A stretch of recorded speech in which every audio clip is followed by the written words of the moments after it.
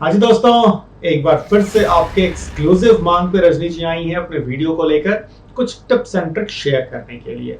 जैसा कि आपने पहले भी देखा है, इनका सेशन काफी इफेक्टिव एंड काफी इंफॉर्मेटिव होता है। तो मैं आपको यही बोलूंगा कि इनके सेशन को मिस ना करें एंड देखें इनके सेशन को पूरा। तो चलिए देखते हैं, हम सुनते हैं इनके सेशन को। लेकिन चलने से पहले एक बार फिर से आपको मैं याद करा दूं, अगर आपके पास भी ऐसी कुछ टिप्स एंड ट्रिक्स है, कुछ पर्सनल एक्सपीरियंस है जो आप हमसे शेयर करना चाहते हैं, तो आप हमें नीचे दिए गए ईमेल आईडी पे कांटेक्ट कर सकते हैं या हमें अपने वीडियोस को भी शेयर कर सकते हैं। हमारी टीम आपके वीडियोस को देखेंगी, पसंद आएगा तो श्योरली हमारे इस प्लेटफॉर्म पे आपकी वीडियो को रिलीज किया जाएगा। तो चलें, फिलहाल देखते हैं इनके सेशन को।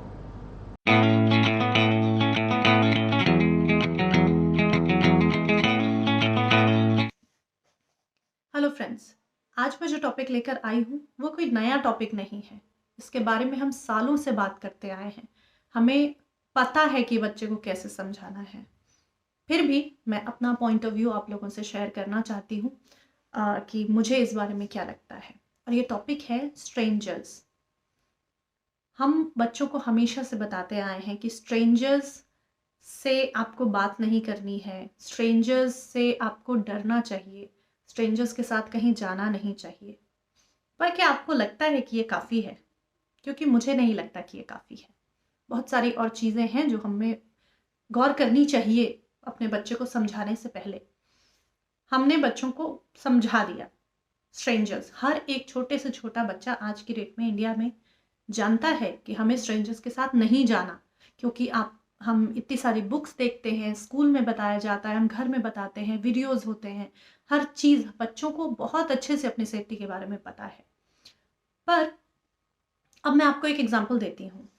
हमने हमारे बच्चे को पता है कि उसको स्ट्रेंजर्स के साथ नहीं जाना।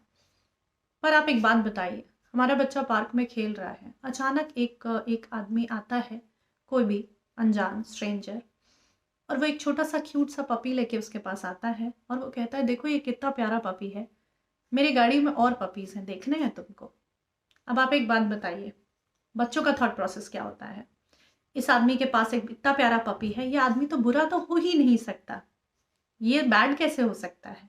इसके पास और पपीज हैं, पपीज तो अच्छे लोगों के पास होते हैं, और ये पपीज इतने क्यूट हैं, हमको देखने हैं और पपीज, और बच्चा चला गया। हो सकता है। ऐसे ही हम कई सारे और एग्जाम्पल्स दे सकते हैं। जैसे कि अब कोई स्पाइडरमैन या सुपरमैन की कॉस्ट्यूम पहन के आपके बच्चे के पास आता है, बट स्पाइडरमैन तो हमारा दोस्त है, वो तो एक एक सुपर हीरो है, हमको बचाता है वो।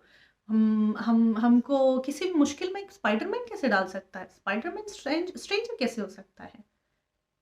और अगर वो स्पाइडरमैन आपके बच्चे को आपके अपने साथ चलने बोले तो बच्चा तो जाएगा, क्योंकि वो तो एक वो तो सुपर हीरो है, वो कैसे बुरा हो सकता है? हम भी बच्चों को यही कहते हैं, जब हम बच्चों के साथ स्पाइडरमैन और सुपरमैन की मूवीज देखने जाते हैं, तो स्पाइडरमैन और सुपरमैन तो दुनिया को बचाते हैं, वो कैसे स्ट्रेंजर हो सकते हैं? तो ऐसी बहुत सारी और चीजें हैं जिनके बारे में हमको हमारे बच्चे को अलर्ट करने की जरूरत है। पर क्या आपको लगता है कि छोटे बच्चे, स्पेशली जो 3 4 5 साल के हैं, क्या वो ये सब डिसाइड कर सकते हैं? क्या वो ये जज कर सकते हैं कि कौन सा स्ट्रेंजर है और कौन स्ट्रेंजर नहीं है, और कौन सेफ है और कौन सेफ नहीं है? क्यों ना इस पे हम एक और तरीके से सोचें। दुनिया भर में जितने भी किडनैपिंग्स या क्राइम्स होते हैं बच्चों को लेके, उनमें से आपको जान के बुरा लगेगा, मुझे भी बुरा लगा था जब मैंने ये रिपोर्ट देखी थी, ज़्यादा से ज़्यादा नोन लोगों की वजह से होते हैं, स्ट्रेंजर्स से नहीं होते हैं। लाइक 50-50 रेशियो है। इसका ये मतलब नहीं है कि हमारे आसपास सभी लोग बुरे हैं, पर हमें हमारे बच्चों को हर एक सिचुएशन के लिए तैयार करना बहुत ज़रूरी है। उसका बेसिक रूल क्या है? बेसिक रूल है, चाहे कुछ भी हो जाए, चाहे कोई भी तुम्हारे सामने आ जाए, अगर तुमको किसी के साथ भी जाना है, उस इंसान को तुम्हारे पेरेंट्स से पूछना चाहिए। वो तुम्हारे अंकल हो, तुम्हारे नेबर हो, तुम्हारी मॉम की फ्रेंड हो, तुम्हारे डैड के फ्रेंड हो, या तुम्हारे फ्रेंड के पेरेंट्स हो, कोई भी हो। आपको अपने बच्चे को ये समझाना पड़ेगा कि अगर तुम हमारे सिवा किसी और के साथ भी जाने वाले हो, we will inform you in advance.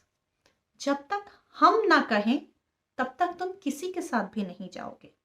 और जो भी आपके क्लोज लोग हैं वो बिल्कुल इस चीज को अप्रिशिएट करेंगे। ऐसा नहीं है कि वो इस चीज का बुरा मानेंगे कि नहीं आपने अपने बच्चे को हमारे साथ जाने नहीं दिया।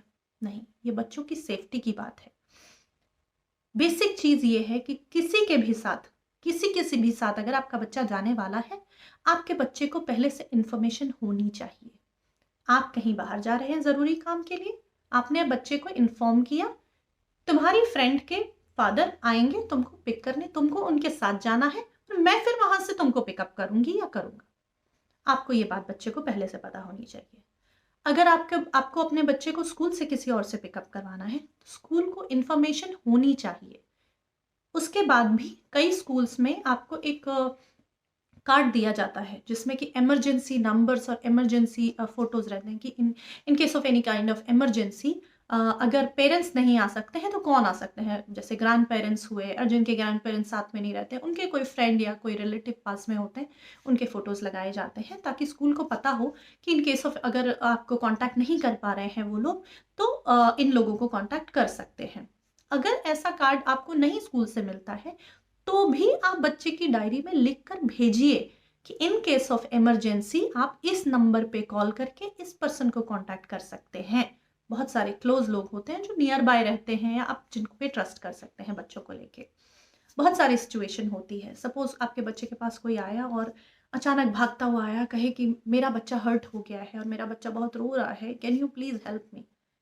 आपके बच्चे को सेकंड थॉट आना ही नहीं चाहिए इस बात का कि ही नीड्स माई हेल्प।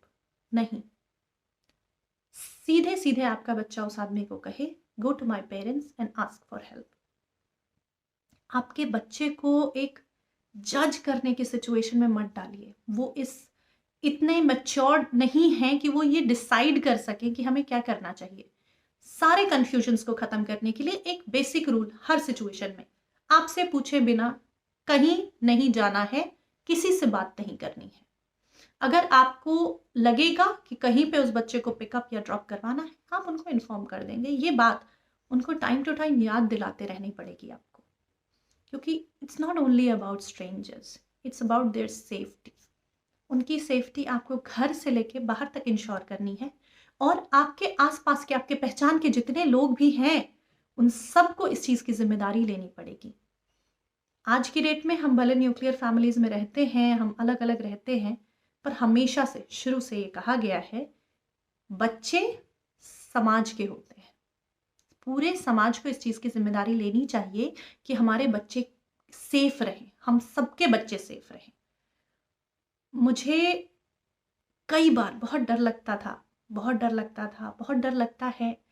इसके बारे में बात करना अपने बच्चों से बहुत ज़रूरी है, अपने नेबर्स से बात करना बहुत ज़रूरी है कि कैसे हम सबके बच्चों, अब सब सोसाइटी कल्चर में रहते हैं जनरली, शहरों में सोसाइटी कल्चर में आपको अपने नेबर्स से, अपने फ्रेंड्स से सबसे बात करनी होगी कि किस तरीके से हम सब अपने बच्चों की सेफ्टी इंश्योर करें। मुझे मालूम है सब बहुत कॉन्शियस लोग हैं, हर जगह रहते हैं, कोई भी अनजान देखा तो लोग आगे आके सपोर्ट करते हैं, हेल्प करते हैं, पर फिर भी आपके बच्चे को पता होना चाहिए कि आपकी परमिशन के बिना बच्चे को कोई भी नहीं ले जा सकता, कहीं भी नहीं जाना है उसको।